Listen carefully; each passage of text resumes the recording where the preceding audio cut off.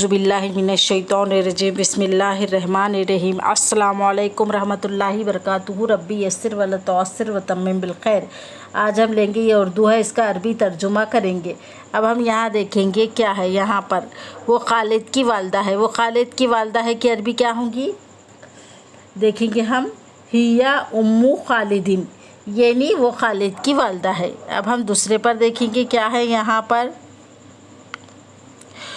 हौज़ मस्जिद के दरमियान में है, हौज़ मस्जिद के दरमियान में है कि अरबी होंगी अल हौज़ु फ़ी वस्तिल मस्जिदी, यानी हौज़ मस्जिद के दरमियान में है।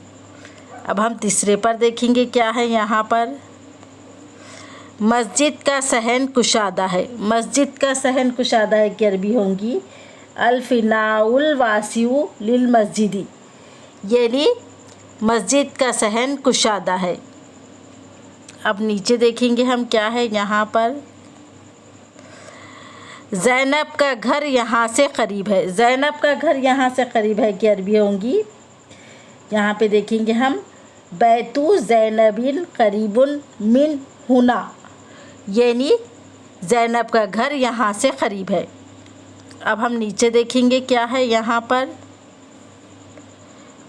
पाँचवें पर बुशरा का घर दूर है, बुशरा का घर दूर है कि अरबी होंगी बैतु बुशरा बैदुन, यानी बुशरा का घर दूर है। आज हम यहाँ तक ही लेंगे, इसके आगे के एपिसोड में हम आपको बाद में बताएंगे।